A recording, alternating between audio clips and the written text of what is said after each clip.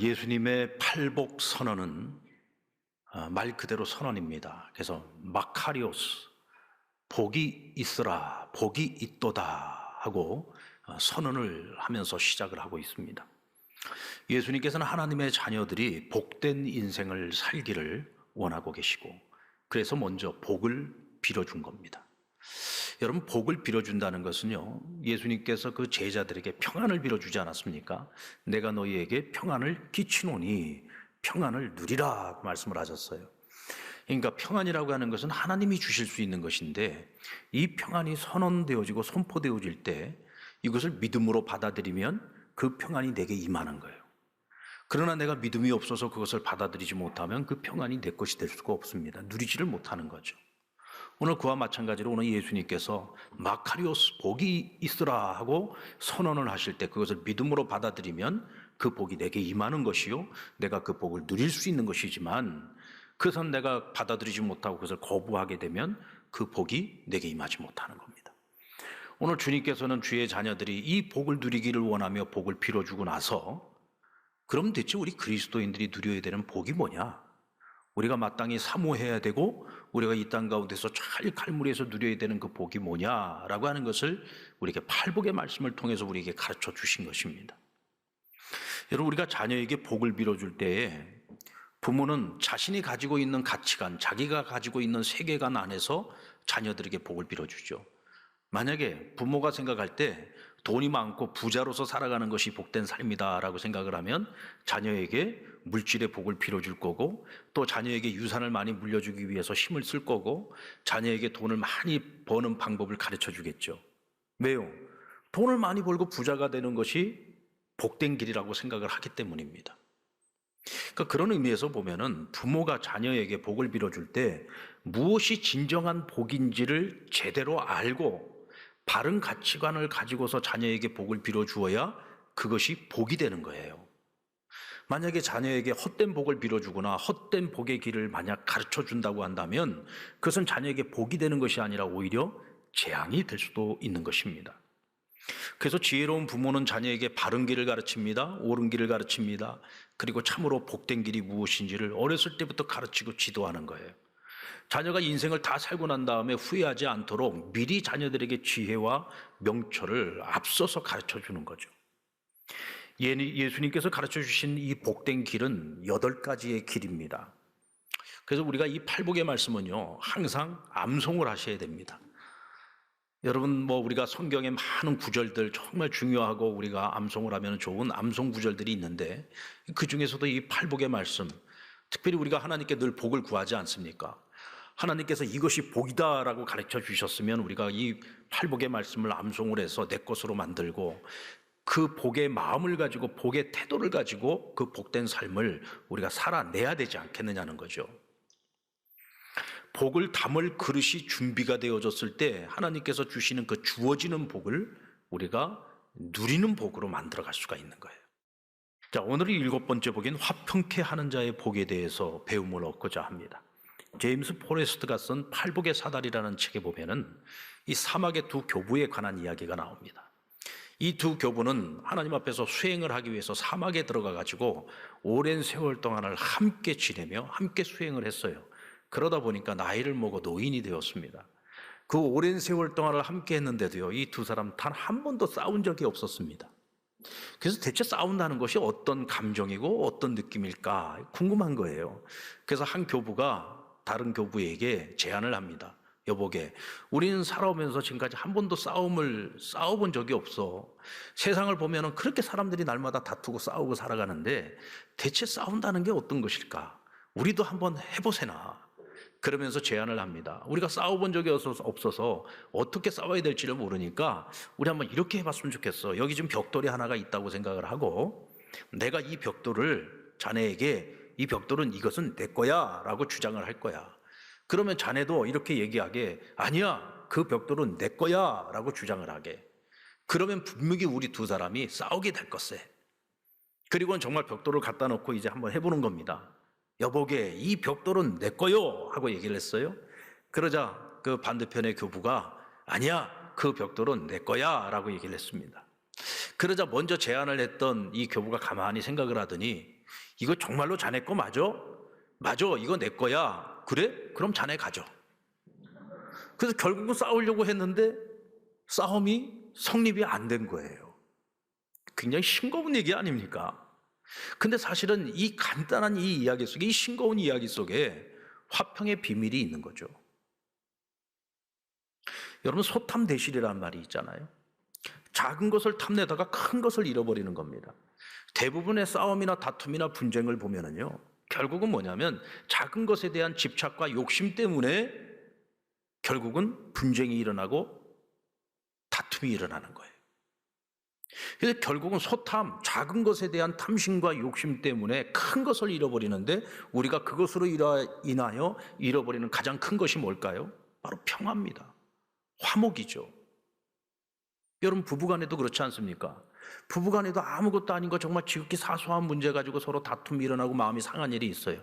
근데 그런 마음들을 풀지 않고 화목하지 않은 채 계속 불편한 마음으로 살아가다 보면은 그 가정이 행복할 수 있겠습니까? 우리가요, 평화를 이루지 못하고 화목하지 못한 채 살아가면은요, 사람은 절대로 행복할 수 없습니다.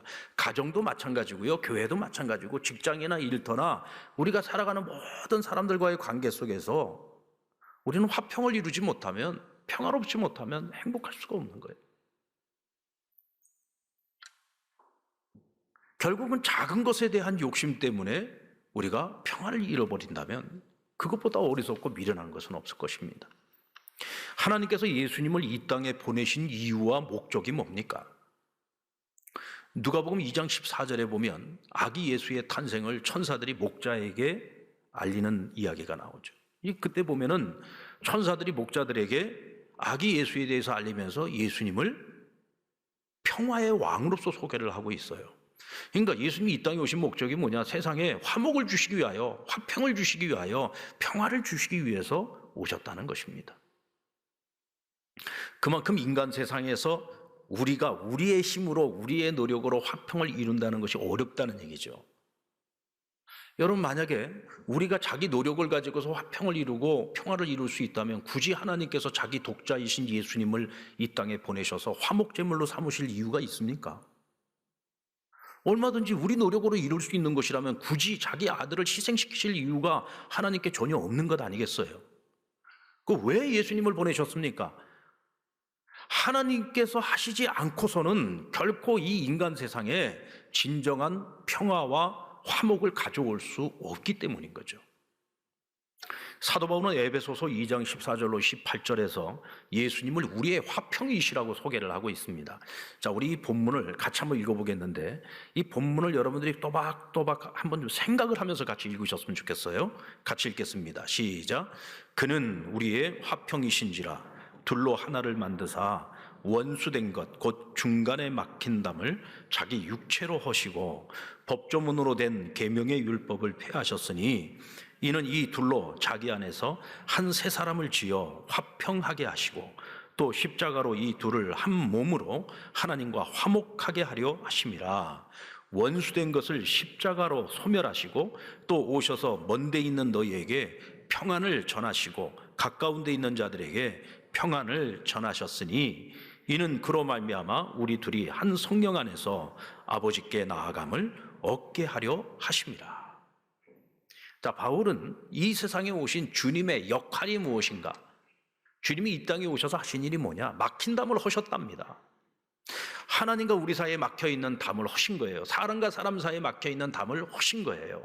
하나님 만드신 피조세계와 우리 사람들 사이에 막혀있는 담을 허신 거죠. 그리고 그 모든 허물어진 관계를 회복시켜 주신 것입니다. 그리고 회복된 관계 속에서 무엇을 우리에게 주셨느냐? 평안을 주시고 화평을 주시고 평화를 우리에게 선물로 주신 것입니다. 관계 회복이라고 하는 것은 반드시 세 가지 차원에서 이루어져야 됩니다. 왜냐하면 본래는 화평했던 관계가 인간이 하나님 앞에 범죄함으로 그 관계가 깨어졌어요. 하나님과의 관계가 깨어졌고 사람과 사람 사이의 관계가 깨어졌고 하나님이 지으신 피조세계와의 관계가 깨어진 거죠. 그래서 본래 인간은 영원한 존재, 하나님의 형상을 닮아서 영원한 존재였지만 그 죄의 결과로 말미암아 우리는 죽을 수밖에 없는 존재, 사망의 존재가 되었고 결국은 하나님의 심판 아래 놓이게 된 거예요. 본래 여러분 인간은요 서로 사랑하는 관계였습니다. 아담이 하와를 바라보면서 뭐라고 했습니까? 이는 내 뼈 중에 뼈요 살 중에 살이라. 얼마나 아름다운 관계였습니까? 근데 인간이 범죄하고 난 후에 이제는 인간이 인간을 두려워해야 되는 존재가 되었습니다. 여러분 죽은 사람이 무섭습니까? 산 사람이 무섭습니까? 산 사람이 무서워요. 세상이 이렇게 점점 더 살벌해져 가고 있지 않아요? 사람과 사람 사이의 관계가 다 깨진 거예요.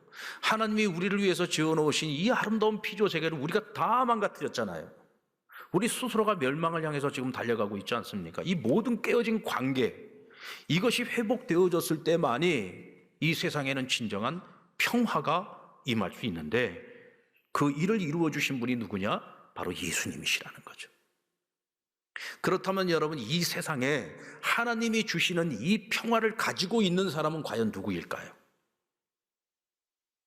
누가 과연 하나님이 주시는 그 평화를 가지고 있을 수 있습니까? 바로 저와 여러분입니다. 그리스도 예수 안에서 예수님이 우리의 화목제물이 되어주심으로 그 모든 깨어진 관계를 회복시켜 주셔서 우리가 다시금 하나님과 만날 수 있고 교제할 수 있고 소통할 수 있고 그래서 하나님 우리를 당신의 자녀로 삼아주시고 우리에게 하나님이 약속하신 모든 것들을 허락해 주셨죠. 그 중에 가장 큰 선물이 뭐냐? 바로 평화인 겁니다. 샬롬이죠. 샬롬. 이 샬롬은요 사람이 만들 수 있는 게 우리가 만들 수 있는 게 아니에요. 우리가 만들 수 없기 때문에 하나님이 우리에게 선물로 주실 수밖에 없는 거죠. 근데 우리는 그 예수 그리스도를 통해서 그 화평의 선물, 이 평화의 선물을 하나님께로부터 우리가 받은 거예요. 그러니까 이미 저와 여러분 안에는 이 샬롬이 있어요. 평화가 있는 겁니다. 화평이 있는 겁니다. 아멘. 만약에 우리 안에 이 화평이 없으면 우리는 절대로 행복할 수가 없습니다. 그런데 참 안타까운 것은 우리 그리스도인들, 예수 믿는 사람들 가운데서도 이 화평을 누리지 못하는 분들이 많아요. 하나님이 주신 이 평화를 내가 누리지를 못하는 거예요. 이것을 못 누리는 것은 하나님 탓이 아니라 내 탓이에요. 내가 믿음이 부족해서 못 누리는 것이고요. 하나님이 주신 이 평화를 내가 갈무리하지 못하니까 이것을 누리지 못하는 거예요. 엄밀한 의미에서 보면은 이 평화, 이 화평, 화목이라고 하는 것은 우리가 만들 수 있는 것이 아니라 하나님이 우리에게 선물로 주신 거예요. 그래서 엄밀한 의미에서 말하면은요, 화목해 하는 자, 화평케 하는 자가 복이 있고 그들이 하나님의 아들이라 일컬음을 받을 것이라고 했죠. 근데 우리가 이 화목해 하는 이 일은요, 우리가 만들 수 있는 게 아니에요. 그러니까 메이킹 피스가 아니에요. 우리가 할 수 있는 일은 뭐냐면 서빙이에요. 서빙. 섬기는 거예요. 섬기는 거. 하나님이 우리에게 주신 이 평화를 우리가 잘 섬겨야지 돼요. 그래서 내 안에 하나님이 주시는 이 평화를 내가 잘 갈무리해서 이것을 내가 누릴 수 있어야 되고, 또 세상에 아직도 이 평화를 누리지 못하는 사람들에게 이 평화를 나누어 주는 사람이 돼야 되고, 분쟁과 다툼이 있는 곳에 우리가 들어가서 피스메이커, 평화를 만드는 사람이 되어야 되는 거예요. 오늘 그 사명을 하나님께서 우리에게 주신 것입니다. 예수님께서 화평케 하는 자가 복되다고 했는데 사실 정확하게 말하면 화평을 섬기는 자들이라는 말이 더 옳은 해석이라고 말할 수 있습니다. 에베소서 4장 3절의 말씀을 보면 평안에 매는 줄로 성령이 하나 되게 하신 것을 너희가 힘써 지키라 그랬어요. 성령이 어떻게 하셨다고요? 하나 되게 하신 것을, 여기서 하나 되게 하셨다라고 하는 것은 뭐냐? 화목이죠. 이게 뭐냐? 화평이에요. 성령님께서 우리에게 화평을 선물로 주셨어요. 우리는 그 화평을 어떻게 해야 된다? 힘써 지켜야지 되는 거예요. 힘써 지킨다는 말을 다른 말로 바꿔서 말하면 화평을 섬겨야 된다는 이야기입니다. 자, 그렇다면 오늘 우리는 하나님이 주신 이 선물인 화평, 이 평화를 어떻게 섬겨야 할까요? 자, 먼저는 우리 안에 있는 이 화평부터 잘 섬겨야지 돼요. 여러분, 우리가 누군가에게 화평을, 이 평화를 전해주고 또 사람 분쟁이 있는 곳에 가서 우리가 화목해 하는 이 직책을 감당하려고 할 때 내게 화평이 없으면, 내게 평화가 없으면 그 일을 감당할 수가 없어요. 그래서 우리는 내 안에 있는 이 평화부터 잘 갈무리하고 이것을 잘 보존하고 다스려야 되는 거예요. 근데 마귀는 끊임없이 우리 마음속에 있는 이 평화를 막 흔들어대요. 이 화평을 막 흔들어대는 거예요. 그래서 우리를 불행하게 만들고 우리를 막 무너지게 만드는 것입니다. 요즘도 우리가 지금 겪고 있지 않습니까? 마귀는요, 심리적으로, 정서적으로, 심지어는 사회적으로 우리를 막 공격을 합니다. 지금 코로나 시대를 맞이해서 교회가 지금 세상으로부터 얼마나 많은 비판을 받고 있고 비난을 당하고 있습니까? 이유가 있는 비난이라면 우리가 얼마든지 받을 수 있어요.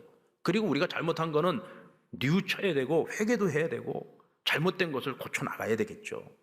그런데 이유가 없이 우리가 핍박을 당하기도 하고 고난을 당하기도 하고 비난을 당하기도 한단 말이죠.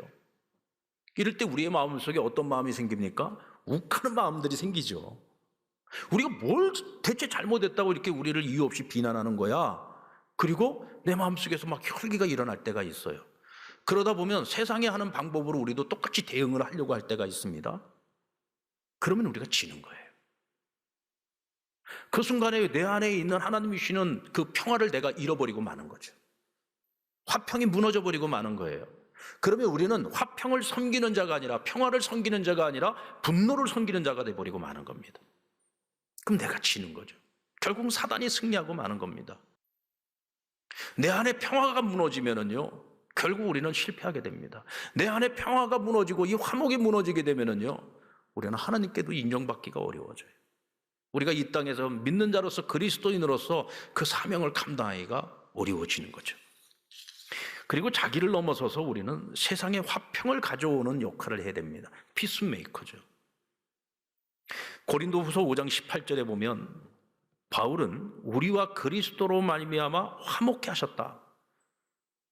하나님께서 예수 그리스도를 이 땅에 보내셔서 예수 그리스도를 화목 제물로 삼으심으로 하나님과 우리 사이를 화목케 하신 것처럼 이제는 우리가 예수님께서 하셨던 것처럼 우리가 화목 제물이 되어 세상과 하나님 사이를 화목케 하는 그 직책을 감당을 해야 된다는 거예요.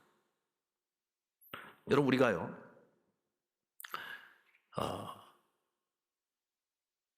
화평케 하는 자는 하나님의 아들이라 일컬음을 받을 것이라고 했는데 이 말씀을 우리가 잘 해석을 해야 됩니다. 이거 잘못 해석을 하면은 우리가 큰 오해를 할 수가 있어요. 우리가 하나님의 아들이 되기 위해서 화평케 하는 이 일을 해야지 된다라고 이해를 하시면 안 돼요. 왜냐하면 우리는 내 힘으로 화평케 하는 일을 할 수가 없어요. 하나님의 아들이 되기 위해서 화평케 하는 일을 한다 그러면 우리는 하나님의 아들이 될 수 없습니다. 오늘 저와 여러분은 이미 하나님의 자녀예요. 누구 때문에? 주님 때문에, 예수님 때문에. 우리는 이미 하나님의 자녀가 된 권세를 이미 가졌어요. 그러면 하나님의 아들들이 되는 것과 이 화평케 하는 일이 어떤 관계가 있느냐? 이건 결과예요.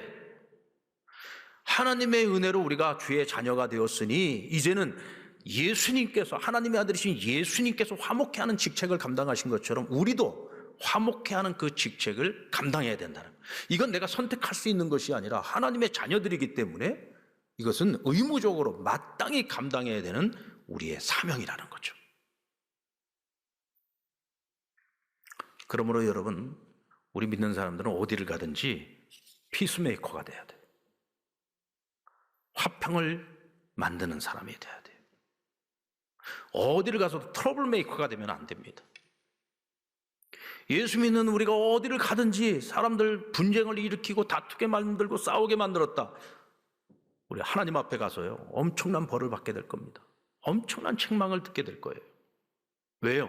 이미 하나님께서 우리에게 평화를 주셔서 이 평화를 잘 써먹으라고 주셨는데 내 안에 있는 나 스스로도 이 평화를 누리지 못하고 다른 사람들과의 관계 속에서도 평화를 전하는 자가 아니라 오히려 분란을 일으키는 삶을 살았다고 한다면 이 얼마나 부끄러운 일이고 하나님께 책망들을 일이겠느냐는 거죠.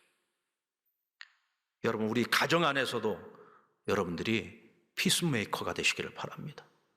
교회 안에서도 피스메이커가 되셔야지 되고, 여러분들의 삶의 일터와 여러분들 이웃들과의 관계, 모든 삶 속에서, 모든 관계 속에서 우리가 피스메이커의 역할을 감당해야 되는 거예요.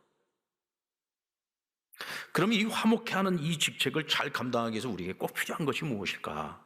먼저는요, 자기를 비우기 위한 노력을 해야 됩니다. 자기를 비운다는 말은 뭐예요? 자기를 낮추는 마음, 겸손한 마음, 가난한 마음을 갖는 거죠. 예수님의 제자들이 자기들끼리 다투지 않았습니까? 누가 더 큰 자냐? 이때 예수님께서 그들에게 보여주신 모습은요, 무릎을 꿇고 그 제자들의 발을 씻기시는 거였습니다. 제자들의 발을 씻기셨어요. 내가 이 땅에 온 것은 섬김을 받으려고 온 것이 아니라 나는 너희를 섬기려고 왔다라고 말씀을 하셨습니다. 여러분, 이 마음을 갖지 않으면요, 우리는 절대로 화목해 하는 직책을 감당할 수 없어요. 가난한 마음, 겸손한 마음, 정말 최선을 다해서 낮아지는 이 마음을 가져야만 우리는 누군가를 중재해주고 평화를 나누어 줄 수 있는 역할을 감당할 수 있는 겁니다. 그리고 온유한 사람이 돼야 돼요. 온유한 마음. 여러분, 본래 모세는 굉장히 혈기 많은 사람이었습니다. 분노가 많은 사람이었죠. 내가 하면 뭐든지 해낼 수 있다라고 하는 자신감으로 충만했던 사람입니다. 그래서 나이 40에 그가 살인을 저질렀죠. 근데 모세가 살인을 저질렀던 그 상황을 한번 잘 살펴보십시오. 여러분, 자기 싸움에서 그 사람을, 애굽 사람을 죽인 거예요? 아니면 남의 싸움에 뛰어든 거예요? 모세가 살인을 했던 그 현장을 보면은요, 남의 싸움에 뛰어든 거예요. 그냥 애굽 사람이 유대인 사람들을 막 핍박을 하고 있는 모습을 보았거든. 근데 그 모습을 보고 있다가 자기가 그냥 혈기를 못 참아가지고 그 중간에 그냥 뛰어들어가지고 애굽 사람을 그냥 쳐 죽여버린 겁니다. 결국은 그 혈기를 꺾으시기 위해서 광야 40년이 그에게도 필요했던 거죠. 그래서 결국은 하나님께서 그를 온유한 자로 만드시잖아요. 여러분, 말이 그렇지 그 목이 곱고 그 말 안 듣는 그 이스라엘 백성들 200만이 넘는 한 민족을 이끌고 광야 생활 40년 동안 했다는 걸 한번 생각을 해보세요. 얼마나 속 터질 일이 많았겠습니까? 또 백성들 사이사이에 얼마나 많은 분쟁과 다툼이 있었겠어요. 근데 그런 백성들을 이끌고 40년을 지도자 노릇을 했으니 그 속이 얼마나 썩어 문드러졌겠습니까? 그런데도 그가 그 지도자의 역할을 감당할 수 있었던 건 딴 게 아닙니다. 하나님과 대면했기 때문에 그 일이 가능한 거예요. 사람에게 그것을 털어놓지 않아요. 다 괴롭고 힘든 거, 마음에 아픈 거, 상처 이런 것들을 사람에게 털어놓은 게 아니에요. 장막에 들어가서, 매일같이 장막에 들어가서 밤늦은 시간까지 하나님 앞에서 쏟아놓는 겁니다. 하나님, 오늘 이런 일이 있었는데요, 너무 마음이 아프고 힘들었습니다. 내가 정말 이 일을 꼭 해야지만 되는 겁니까? 제가 이 지도자로서 언제까지 해야 되는 겁니까? 누구한테 하소연해요? 하나님 앞에 하소연하는 거야. 뭐 그때마다 대면했다고 하니까 하나님 위로하시지 않겠습니까? 야, 모세야, 내가 네 마음 다 안다. 괜찮아, 괜찮아. 내가 너와 함께 할 거야. 도와줄 거야. 저 백성들이 아무리 저래봐야 소용없어. 내가 네 편이야. 그거 하나님이 위로해 주시지 않았겠어요? 하나님께 위로받으니까 하루하루를 힘들어도 내일 또 다시 시작하고 그 다음날 또 시작할 수 있었던 거예요. 그렇게 자신에게 주어진 그 사명을 감당할 수 있었던 거죠. 하나님과 만나는 시간, 하나님과 대면하는 시간을 늘려가지 않는 한 우리는 내 안에 있는 이 평안을 끝까지 지켜내기가 쉽지 않습니다. 결국 인내심이나 관용, 이 온유한 마음, 가난한 마음, 이런 마음들이 내가 마음만 먹는다고 되면 얼마나 좋겠습니까마는 이것이 우리가 마음만 먹고 되는 일이 아니죠. 그래서 하나님께서 우리에게 성령을 보내주신 거예요. 내 안에 누가 계십니까? 성령님이 계세요. 이 성령님이 누구냐? 상담자예요. 우리를 상담해 주시는 거예요, 성령님이. 누가 우리를 도와주세요? 성령님이 우리를 도와주는 거예요. 헬퍼잖아요. 보혜사 아닙니까? 성령님이 우리 안에서 우리를 도와주시는 거예요. 그럼 성령님이 우리를 어떻게 도와줄 수 있습니까? 우리가 성령님을 의지해야 성령님이 우리를 도와줄 수 있어요. 누구에게 호소해야 돼요? 내 안에 계신 성령님께 호소하셔야 돼요. 도와달라고. 그럼 성령님이 우리를 도와줄 수 있어요. 내가 아무리 그렇게 마음을 먹으려고 해도 그런 마음이 생기질 않아요. 그러면 그 마음을 먹을 수 있게 해달라고, 그런 생각을 가질 수 있게 해달라고 성령님께 구하세요. 그럼 성령님께서 우리의 마음을 만져서 우리로 하여금 그와 같이 복된 마음을 갖게 해주시는 거예요. 이때 비로소 우리는 내 안에 있는 이 화평을, 이 평화를 누릴 수 있을 뿐만 아니라 이 평화를 사람들에게 나누어 주는, 화목케 하는 이 직책을 우리가 감당할 수 있는 것입니다. 주어진 곳에서 우리가 피스메이커의 역할을 감당할 수 있을 때 우리가 살고 있는 이 세상도, 우리가 살고 있는 이 대한민국도 조금씩 지금보다는 더 나아지지 않겠는가라고 하는 기대와 소망을 가져봅니다. 누가 그 일을 할 수 있겠습니까? 꼭 기억하십시오. 하나님께로부터 평화를 선물 받은 우리만이 그 일을 할 수 있는 것입니다. 아멘입니까? 오늘 그 사명을 우리가 끝까지 잘 해내서 정말 하나님의 아들로서, 하나님의 자녀로서 부끄럽지 않은 그런 저와 여러분이 될 수 있기를 주님의 이름으로 축원합니다.